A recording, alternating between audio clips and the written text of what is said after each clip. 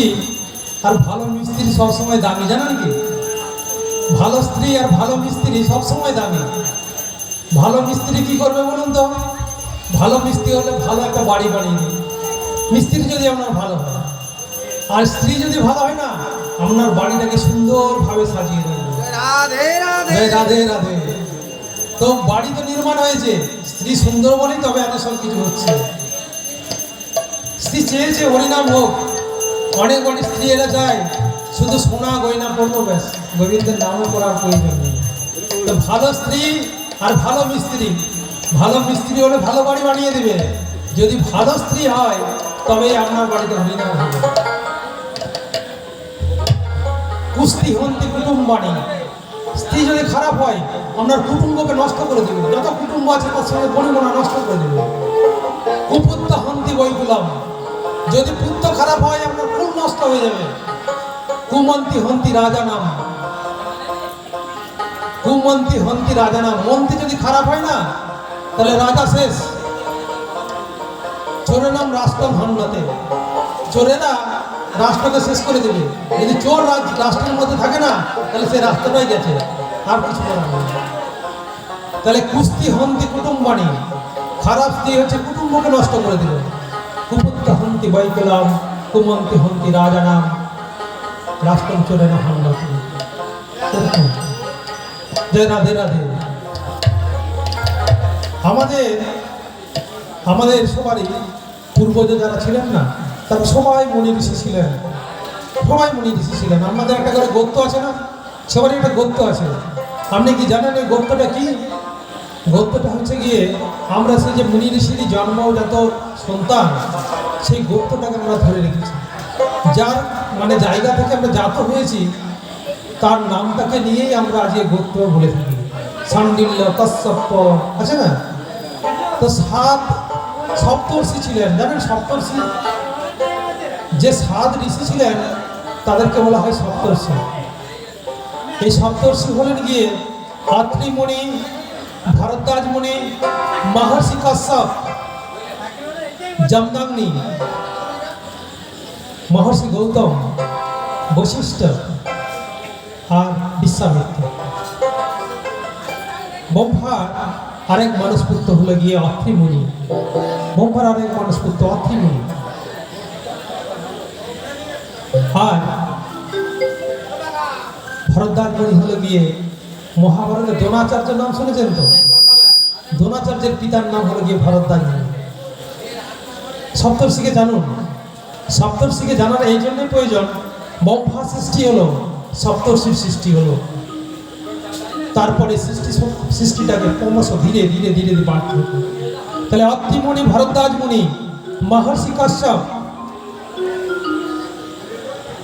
মহর্ষি কশ্যপ যিনি হলেন গিয়ে প্রজাপতি, পশু, গান্ধর্ব, মানুষ এদের আদি পিতা মহর্ষি কশ্যপ।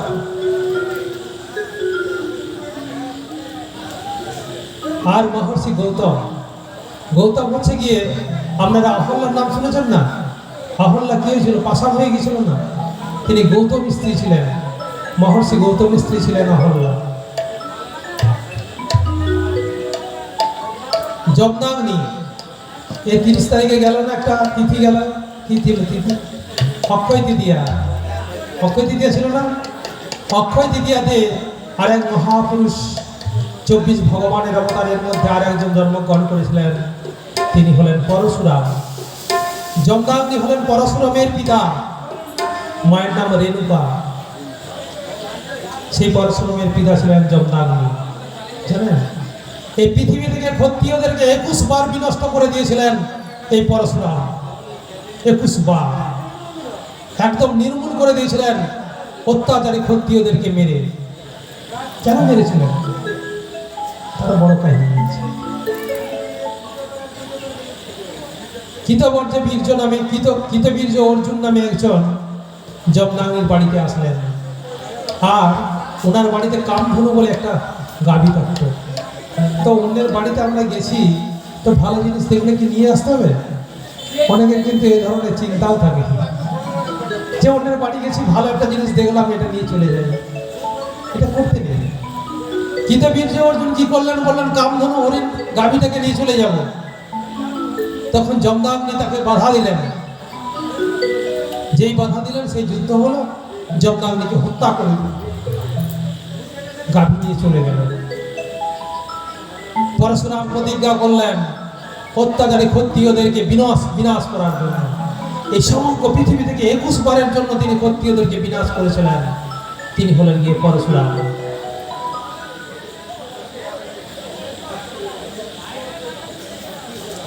মহর্ষি বিশ্বামিত্র আর মহর্ষি বশিষ্ঠ।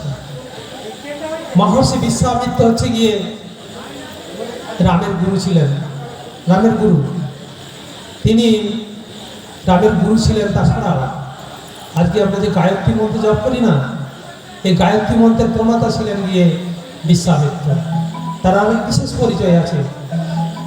এক ধর্ম থেকে এক জাতে জন্মগ্রহণ করার পরেও আপনার শিক্ষা দীক্ষা জ্ঞান গরিমাতে আপনি উচ্চ করে পৌঁছে যেতে পারেন, সেটা রাস্তা দেখিয়ে দিয়েছিলেন বিশ্বামিত্র। তিনি ক্ষত্রিয় বলে জন্মগ্রহণ করেছিলেন, কিন্তু তার শিক্ষা দীক্ষা জ্ঞান গরিমাতে তিনি ব্রাহ্মণ্যে উপনীত হয়েছিলেন, বর্ণশ্রেষ্ঠে পরিণত হয়েছিলেন।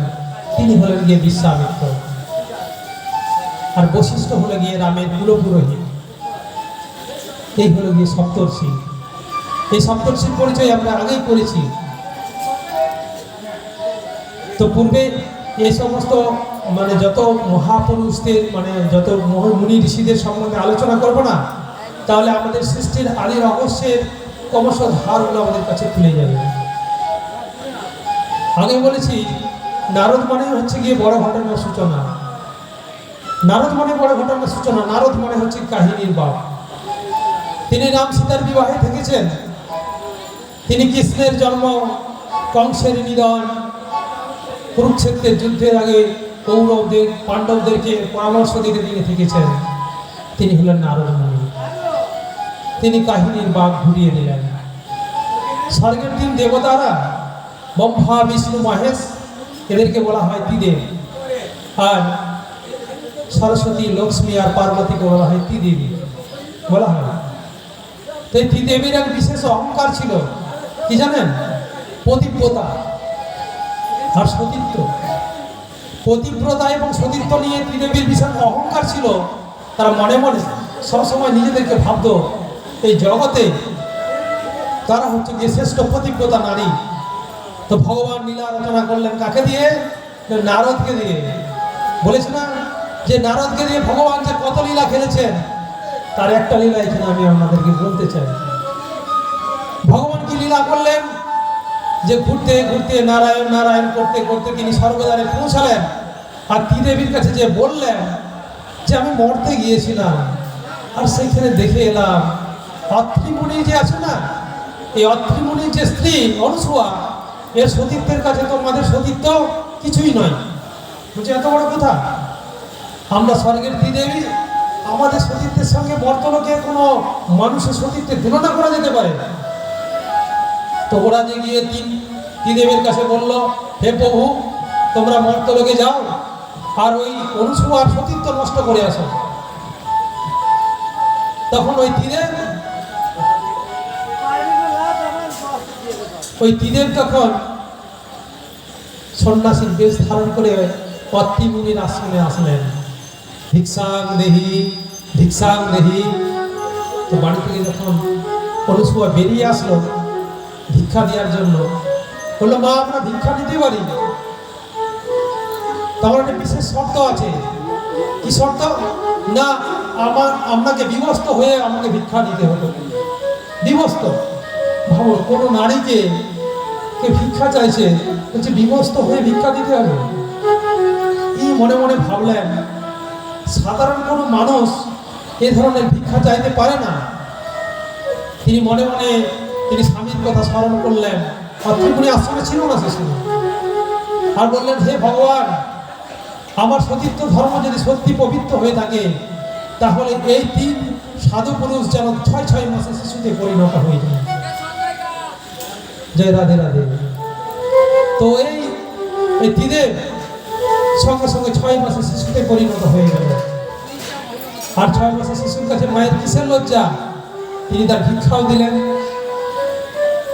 এদিকে এদিকে যে ত্রিদেব ফিরে আসছে না, ত্রিদেবীটা ভীষণ সংকটে পড়ে গেছে।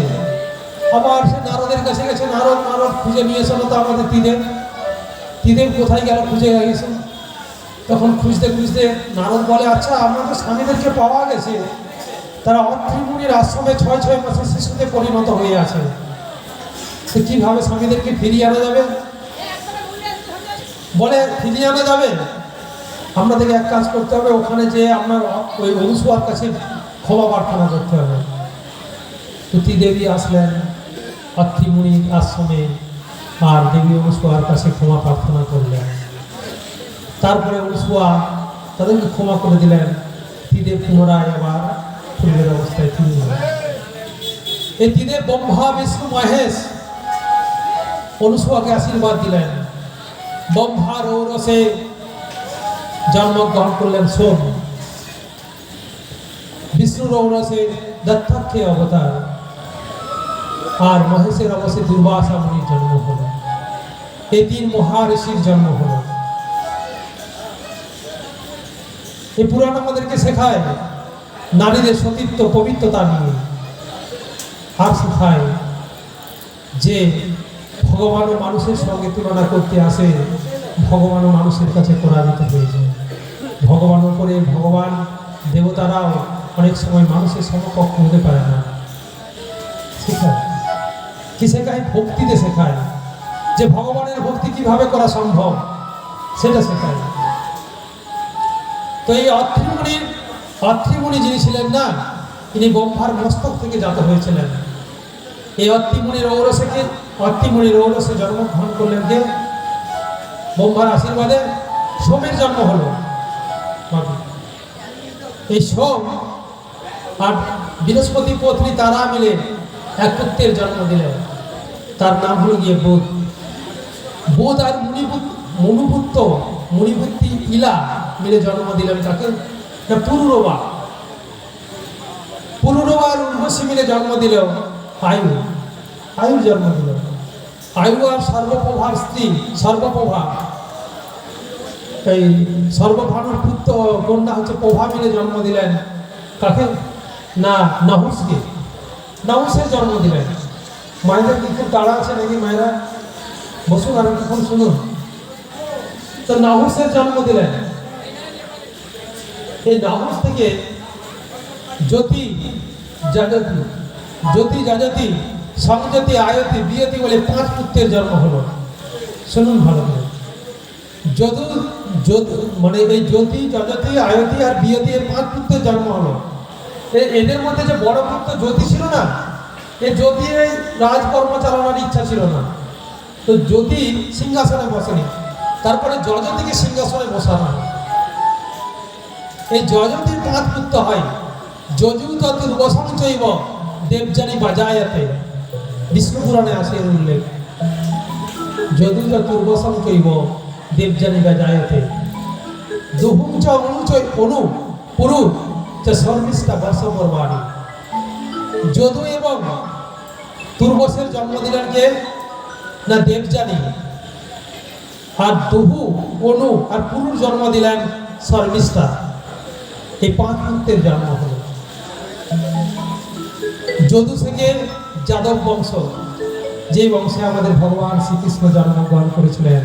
বলে জয় জয় শ্রীকৃষ্ণ, জয় জয় রাধে রাধে, জয় জয় শ্রীকৃষ্ণ।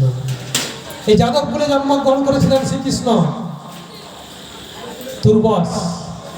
তুর্বস থেকে সৃষ্টি হলো জবন বংশ। দুহু থেকে ভোজ বংশ, অনু থেকে মেলেক্স বংশ, আর পুরু থেকে পৌরব বংশ। এই 5 মহান বংশের সৃষ্টি।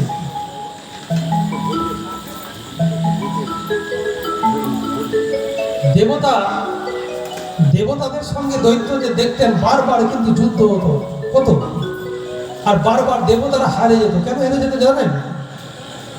ব্রহ্মা 2 মানসপুত্র ছিল, জেনে রাখুন। আরো 2 মানসপুত্র ছিল। এক মানসপুত্রের নাম হচ্ছে অঙ্গিরা, আর এক মানসপুত্রের নাম হচ্ছে গিয়ে ভৃগু। অঙ্গিরার পুত্র হচ্ছে গিয়ে দেবগুরু বৃহস্পতি, আর ভিগুর পুত্র হচ্ছে গিয়ে শুক্রাচার্য, যার কথা আগে বলেছিলাম, যিনি ওই 8টা মিথ্যে কথা বলার জন্য আমাদেরকে পারমিশন দিলেন। সেই শুক্রাচার্য তিনি ছিলেন ভিগুপুত্র, ভার্গব বংশের যার থেকে জাত হয় ভিগু। তো ভিগুর বংশধর শুক্রাচার্য। শুক্রাচার্য মৃত সঞ্জীবনী মন্ত্র জানতেন।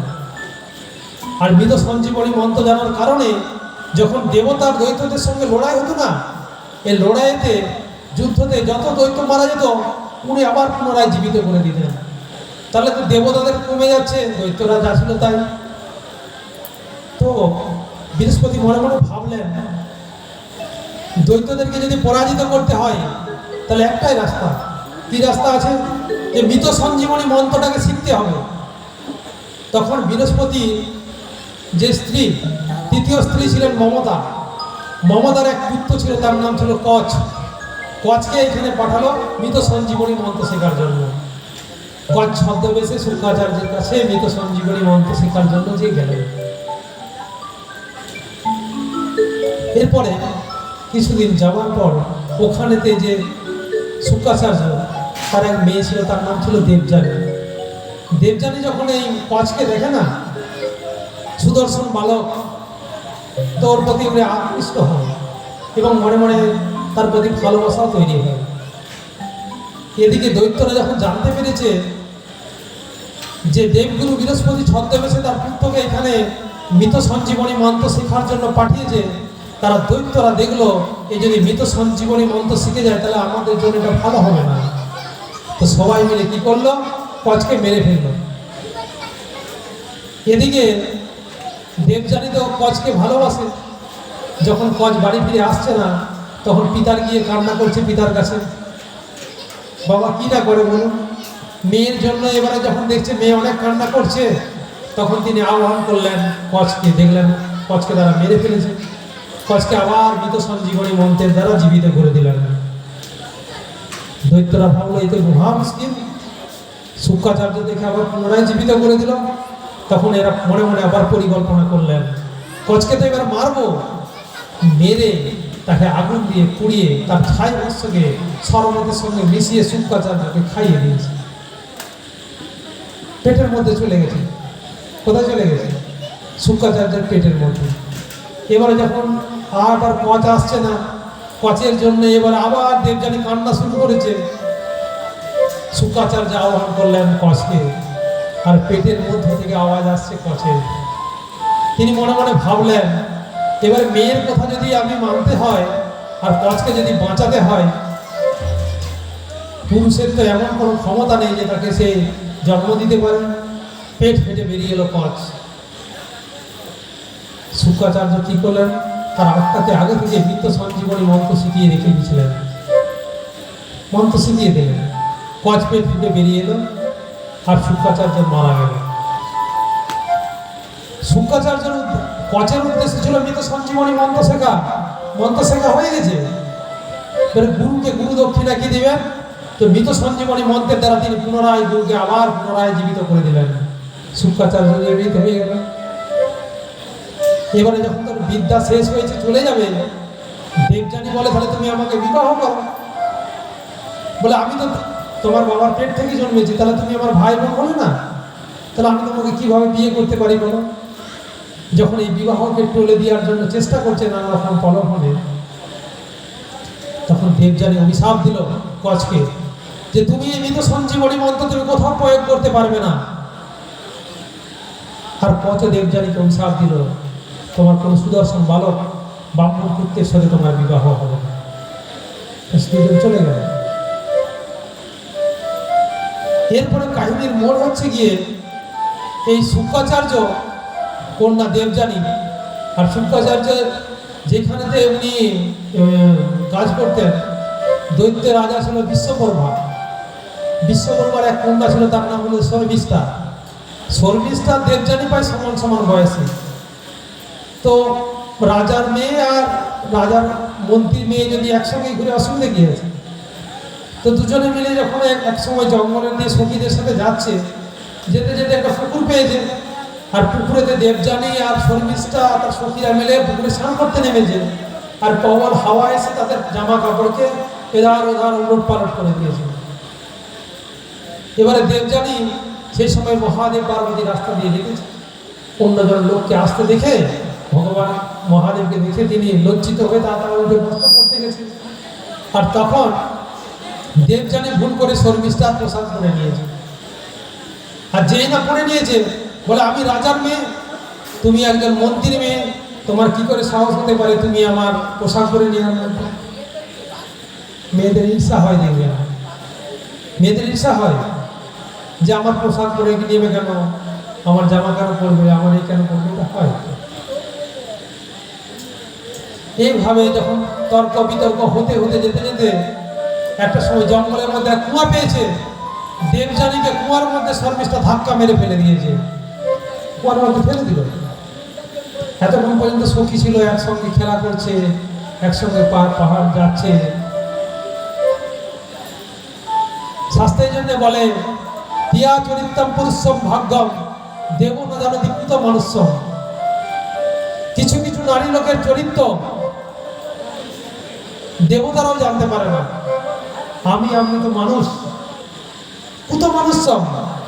এই দেবযানী, এই শর্মিষ্ঠার মতো মহিলা কি করলো, দেবযানীকে ধাক্কা মেরে কুয়ার মধ্যে ফেলে দিল, চলে গেল ওখান থেকে। এবারে নিজের পাড় বাজানো যখন চিৎকার করতে শুরু করেছে, তখন জঙ্গলে শিকার করতে এসেছে যজতি। যজতি ক্ষত্রিয় বংশ, ক্ষত্রিয় রাজা, সে এক চিৎকার শুনে ওখানে এসেছে। আর যজতি এসে দেবযানীকে কুয়া থেকে উদ্ধার করেছে। কুয়া থেকে বাঁচানোর পর যজতিকে দেবযানী যখন কুয়া থেকে উদ্ধার হওয়ার পর বলে তুমি আমাদের বিবাহ করো। আগে তো কচের কাছে প্রত্যাখ্যাত হয়েছে। যজতি যখন ওর পরিচয় জানতে পেরেছে শুক্রাচার্যের মেয়ে, বলে বাবা আমি তোমাকে বিয়ে করতে পারবো না, তোমার বাবা তো বিরাট বড় মহর্ষি। একে তো কুমায় পড়েছে, হাত পা ছিঁড়ে গেছে, তারপরে হচ্ছে গিয়ে প্রত্যাখ্যাত হয়েছে। তাহলে এই প্রত্যাখ্যাতের পরে ভীষণভাবে মূর্ছিত হয়ে পড়েছে দেবযানী। সেই দেবযানী যখন বাড়ি ফিরে আসছে না, বাবা দেখলেন যে জঙ্গলের মধ্যে কুয়ার মধ্যে পড়ে আছে দেবযানী। তাকে এসে নিয়ে গেলেন, তোমার অবস্থার কারণে কি, তোমার এই অবস্থা কে করলো? বললো সমস্ত ঘটনা বলল। তখন শুক্রাচার্য বললো আমি আর এই রাজ্যে থাকবো না। এদিকে বিশ্বকর্মা দেখছে যদি শুক্রাচার্য চলে যায় তাহলে কি হবে জানেন তো, তাহলে দৈত্যকুলকে রাখা সম্ভব নয়। তাহলে উনি ওনাকে যোজনা করতে শুরু করলেন, মানভঞ্জন করতে শুরু করলেন। বলে একটাই শর্ত, যে শর্ত যদি মানে যে আপনার মেয়ে শর্মিষ্ঠা যদি আমার মেয়ে দাসী হতে চায় তাহলে আমি আপনার রাজ্যে থাকবো। তো শর্মিষ্ঠা দেবযানীর দাসী হয়। পরবর্তীতে যজতির সঙ্গে আবার পুনরায় দেখা হয়। সেইবার পিতার কাছে গিয়ে আর্জি জানায় আমি যজতিকে বিবাহ করতে চাই, আপনি যদি অনুমতি দেন। পিতা অনুমতি দিলেন। যজতির সঙ্গে দেবযানীর বিবাহ হয়ে গেল। আর দেবযানীকে নিয়ে চলে গেলেন, সাথে সাথে দাসী হিসাবে কাকে নিয়ে গেলেন? কাকে নিয়ে গেলেন মায়েরা বলুন? শর্মিষ্ঠাকে নিয়ে গেলেন না? দাসী হিসাবে শর্মিষ্ঠাকে নিয়ে গেল। শর্মিষ্ঠাকে নিয়ে গেল, ওকে রাখলো রাজ পরিবারের রাজমহলের বাইরে কুটিরাতে, আর দেবযানী চলে গেল রাজমহলের ভেতরে। এইভাবে দিন যেতে যেতে লাগলো। কিছুদিন পর শর্মিষ্ঠার পেটের মধ্যে বাচ্চা আসলো। কিছুদিন পরে দেবযানী শুনতে পায় যে শর্মিষ্ঠার পেটেও বাচ্চা এসেছে। তো পরে জানতে পারে এই বাচ্চার বাবাকে না যজতি, যজতির বাবা। অভিশাপ দিয়েছিল না কচ যে তোমার সুদর্শন বা সুপুরুষের সঙ্গে বিবাহ হবে না। আর শর্মিষ্ঠার সৌন্দর্যই বলুন আর ভাগ্যের পরিহাসই বলুন, এর বিবাহ হলো কার সাথে? আর গন্ধর্ব বিবাহ হয়েছিল শর্মিষ্ঠার সাথে। গন্ধর্ব বিবাহ, বিবাহ 8 প্রকার হয় জানেন? 8 রকম বিবাহ। ব্রহ্ম দেব স্থিত আর্ষ প্রজাপত্য আসুর গন্ধর্ব রাক্ষস চৈন পোষাচ অষ্টমে মত। 8 প্রকার বিবাহ শাস্ত্রে বলা আছে। ব্রহ্ম বিবাহ সব থেকে উচ্চ কোটির বিবাহ হচ্ছে কি ব্রহ্ম বিবাহ। এখানে আমরা সবাই বিবাহিত জানি না হয়তো। ব্রহ্ম বিবাহ যে বিবাহের মধ্যে কোনো প্রকার লেনদেন হবে না, কোনো প্রকার, সেটাকে বলা হয় ব্রহ্ম বিবাহ। বিবাহ হবে দিনের বেলায়, সূর্যকে সাক্ষী রেখে, রাতের বেলায় নয়। যারা যারা আমরা রাতে বিবাহ করছি তাদের একটা ব্রহ্ম বিবাহ হয়। ব্রহ্ম দেব বিবাহ, বাড়িতে পূজা করতে আসলো পুরোহিত, যাজক যে যোজনা করতে আসলেন তাকে যদি পাত্রী সমর্পণ, মানে মেয়েকে যদি সমর্পণ করা হয়, যে বিবাহ হয় তাকে বলা হয় দেব বিবাহ। ব্রহ্ম দেব স্থিত আর্ষ বিবাহ, আর্ষ বিবাহর প্রচলন ছিল। আর্ষ বিবাহ হচ্ছে গিয়ে এই বিবাহে কন্যাপক্ষকে এক জোড়া বলদ আর একটা গাভী দিতে হতো। সেই সময় বিষ্ণু পুরাণে লেখা আছে এক জোড়া গাভী আর এক জোড়া বলদ আর একটা গাভী দিতে হতো। আর্ষ বিবাহ, ব্রহ্ম দেবস্থিত আর্ষ। প্রজাপত্য আসুর গন্ধর্বে রাক্ষসে চাইল পোষাচে আসত। প্রজাপত্য বিবাহ কেবলমাত্র সন্তান উৎপাদনের জন্য বিবাহ। যেমন আপনারা পাবেন কোথায়, যে শকুন্তলন বললাম না, কালিদাস লিখেছিল, ওখানে আপনারা পাবেন যে ওখানে শকুন্তলার জন্ম হয়েছিল মাতা মেনকার গর্ভে, আর পিতা ছিলেন গিয়ে বিশ্বামিত্র মুনি।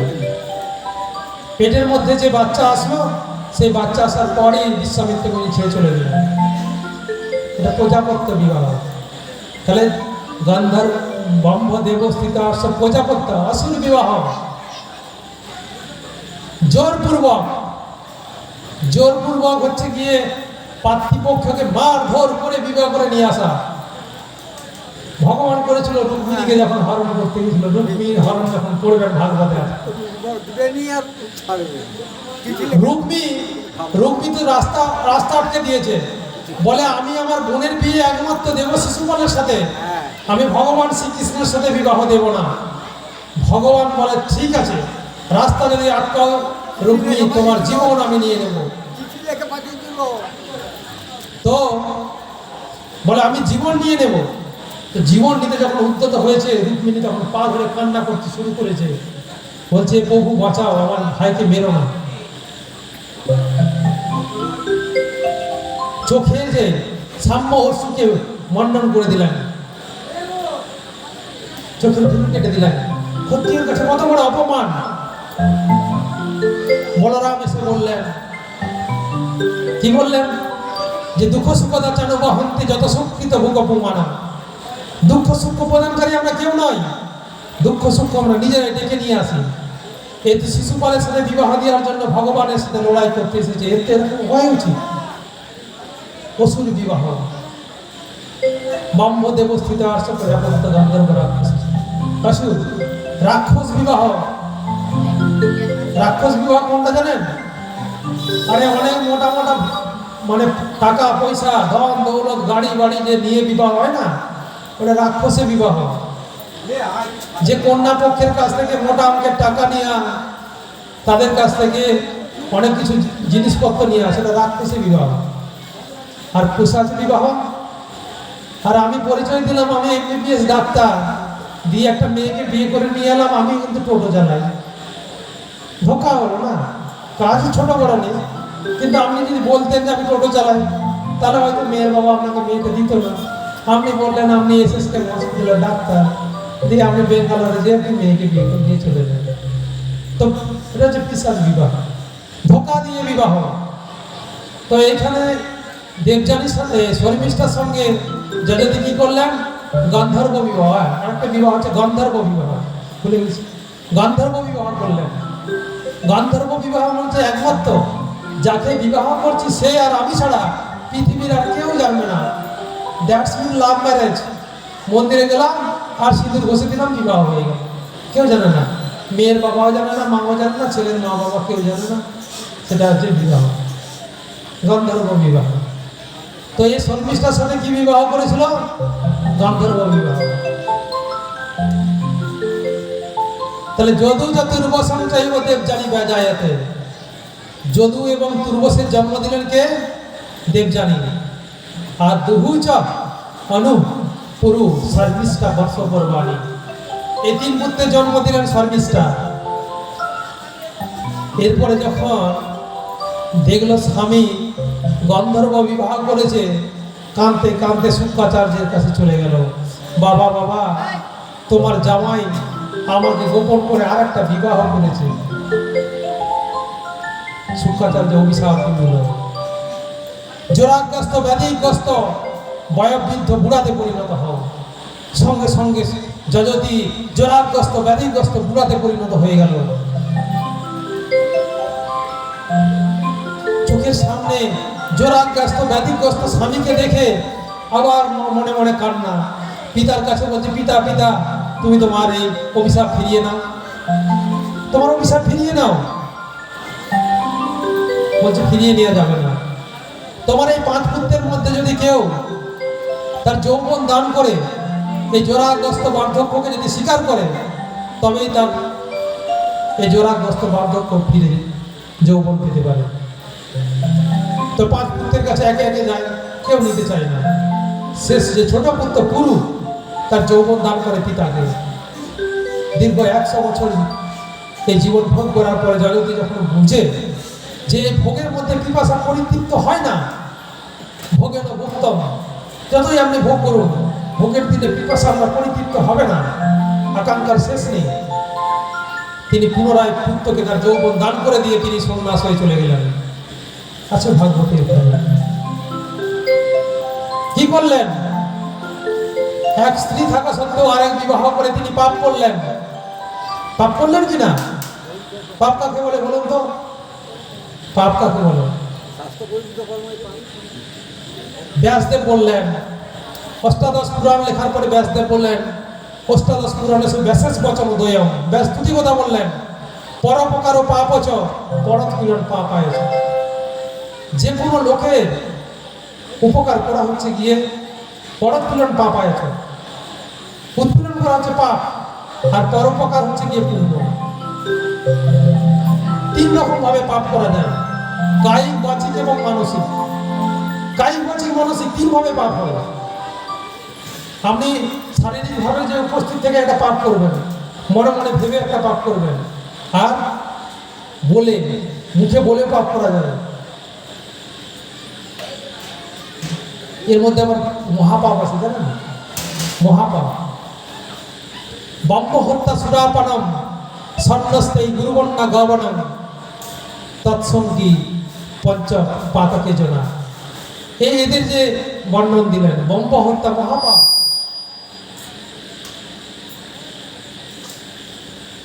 কে চোখকে বলায়া কৃষ্ণে, কে চোখকে বলায়া কৃষ্ণে, কি কৃষ্ণে যদি পরায়ণ হন, কে চোখকে বলায়া কৃষ্ণে, এই কৃষ্ণ পরায়ণ হওয়া প্রয়োজন। কৃষ্ণ পরায়ণ হলে আপনি আপনার এই জীবনের যে সে পাপ ধুয়ে মুছে যাবে।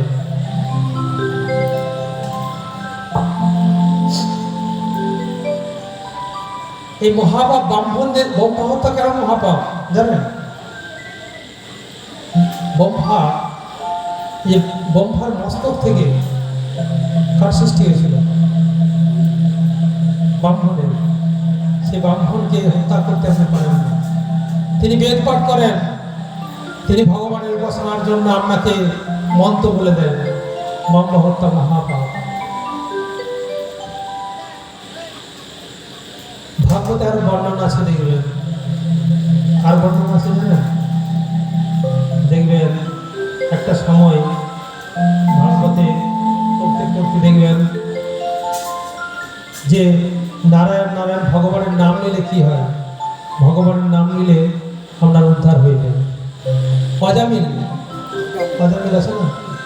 অজামিল কি করেছিল? অজামিল মহাপাপী হয়েছিল। তার পাপ খনন কি করে হয়েছিল জানেন? সাধুগুরু এসে বলেছিল, তোমার যে ছোট পুত্রটা আছে না, তার নাম রেখো নারায়ণ। ভগবানের নাম এই জন্য রাখতে দেখতেন, ছেলের নাম গোপাল, নারায়ণ, বিষ্ণু। সকাল বিকাল ঘুরতে ফিরতে ভগবানের নামটা একবার নিয়ে নি, নারায়ণ ভাত খারে, নারায়ণ শাঙ্কর, হ্যাঁ না? তো যখন যমদূতরা এসেছে অজামিলকে নেবে বলে, বিরাট আকার যমদূতদেরকে দেখে অজামিল তো ভয় খেয়ে গেছে। তখন ছেলেকে ডাকছে নারায়ণ নারায়ণ নারায়ণ করে ডাকছে। তো যে নারায়ণ নারায়ণ ডাক শুনেছে, উপর থেকে নারায়ণের দেবদূতেরা হাজির, আর যমদূতেরা ভেঙে গেল। এত বড় ভগবানের নামের মধ্যে আছে।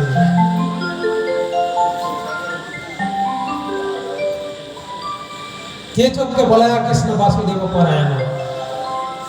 এক জন্মে আপনি যদি কৃষ্ণ ভক্ত হন, বাসুদেব পরায়ণ হন, আপনার লক্ষ লক্ষ জন্মের যে পাপ করেছেন তা ধুয়ে মুছে শেষ হয়ে যাবে। কে চোখকে বলায়া কৃষ্ণ বাসুদেব পরায়ণ। তো অজামিলের এই মহাপাপ থেকে উনি মুক্তি হয়েছিলেন। ব্রহ্ম হত্যা সুরাপান, সুরাপানকে আমাদের শাস্ত্রে ভীষণ ভীষণ ভাবে নিষিদ্ধ করা হয়। সুরাপানকারী ব্যক্তির হাত দিয়ে ভগবান সেবা নেন না। যদি কেউ সুরাপান করে থাকে, কোনো সময় জানতে বা অজান্তে যদি সুরাপান করে থাকে, তাহলে তাকে বলেছে, শাস্ত্রে বলেছে চন্দায়ন মতো করতে হবে। কি করতে হবে? চন্দায়ন মতো। যদি জানতে বা অজান্তে আপনি সুরাপান করেছেন আর ভগবানের সেবা দিতে চান, তাহলে আপনাকে 1 বৎসর কাল পর্যন্ত চন্দায়ের মতো করতে হবে, তবে আপনার ভগবানের সেবা করার আপনি উপযোগী। অন্যথা ভগবানের সেবা আপনি দিতে পারেন না। এমন গভীরভাবে নিষিদ্ধ করা আছে সুরাপানকে।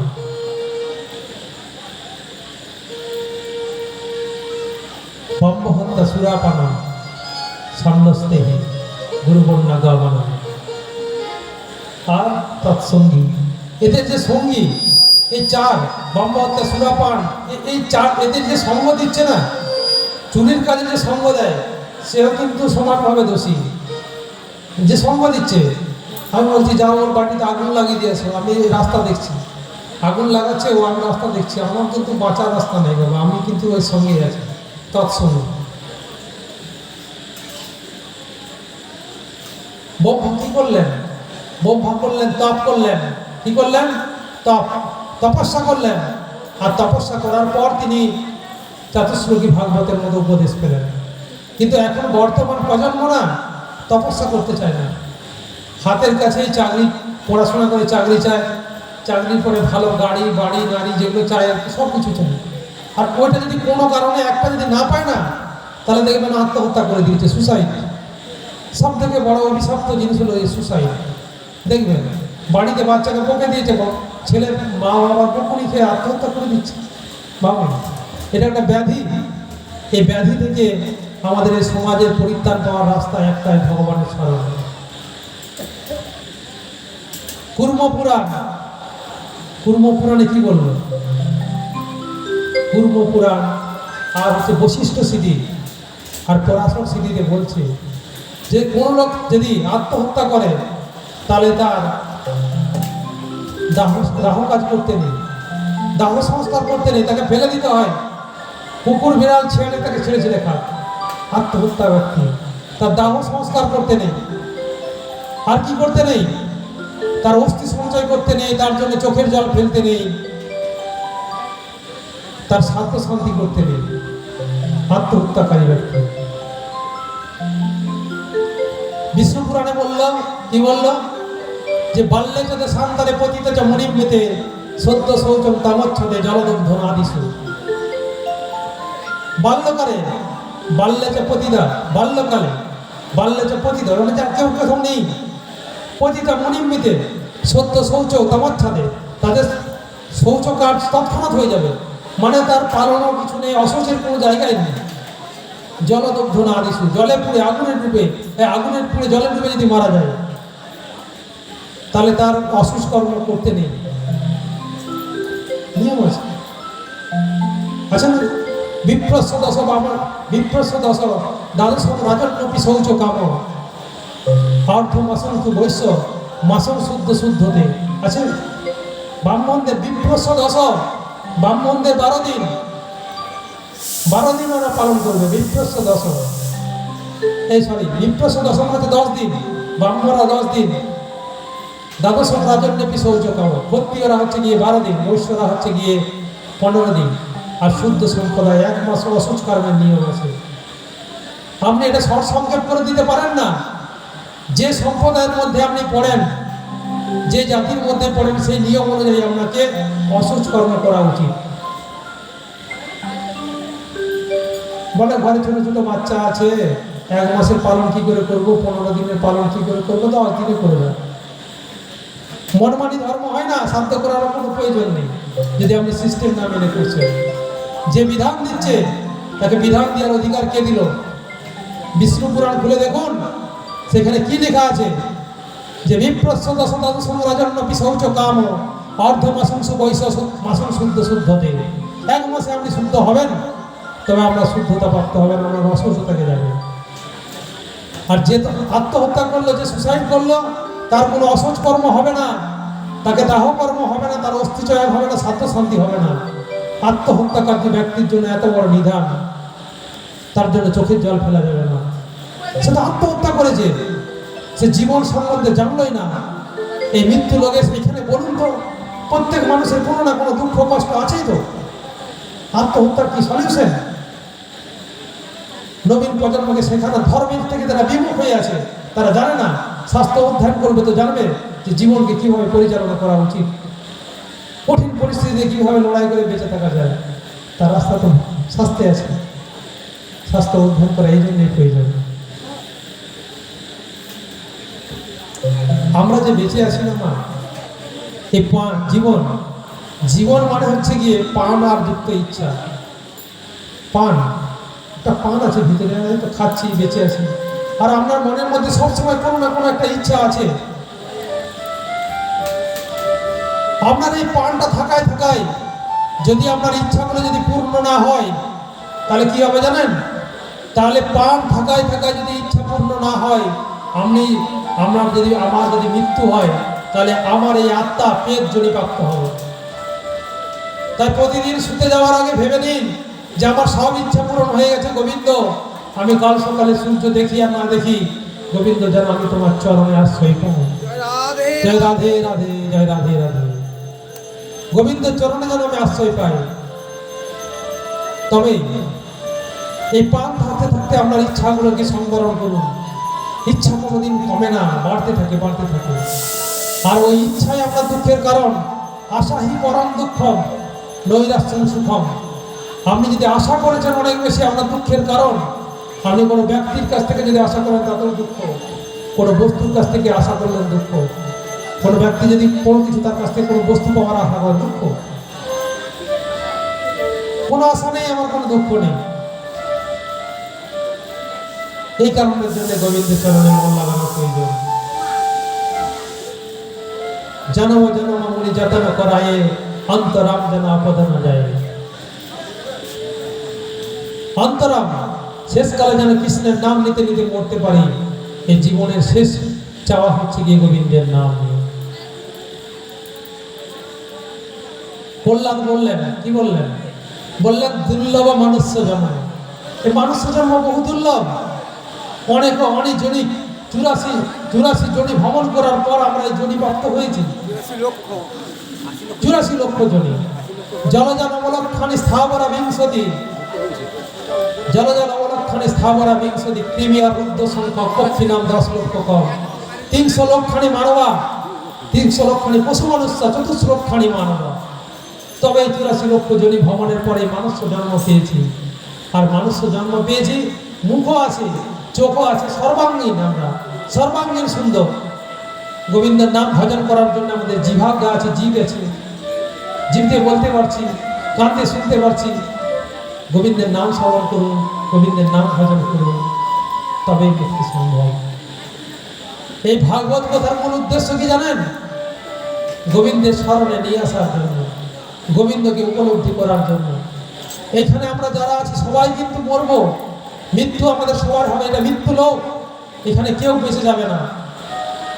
এই জীবনটা থাকায় থাকায় যদি গোবিন্দের চরণে লাগাতে পারেন, তবে আপনার জীবনটা সার্থক হয়ে যাবে। নাহলে পুনরূপী জননাম, পুনরূপী মনোনাম, পুনরূপী জঠালে সায়নাম। বারবার জন্ম হবে, বারবার এই জন্ম মৃত্যুর চক্কর কাটতেই হবে। আসল চাওয়াটা যে গোবিন্দকে চাওয়া, এই চাওয়াটা যদি মনের মধ্য দিয়ে আমার মধ্যে স্থাপিত হয়, গোবিন্দ তবে আমার শরীরের মধ্যে ধীরে ধীরে আমার চলন বলন বাচনের মধ্য দিয়ে প্রকাশ করে। রাধা নাম কৃষ্ণ নাম বড় মধুর। রাধা নাম কৃষ্ণ নাম করবেন, আপনার আশপাশে দেখবেন পরিবেশটা কত সুন্দর হয়ে গেছে।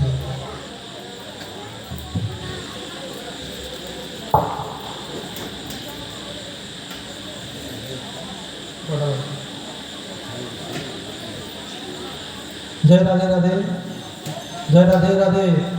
আচ্ছা, দীর্ঘায়িত বেশি করবো না, ছোট করে আমার এই বাকি যে ইয়েটা শেষ করতে চাই, ভাগবত কথা শেষ করতে চাইছি।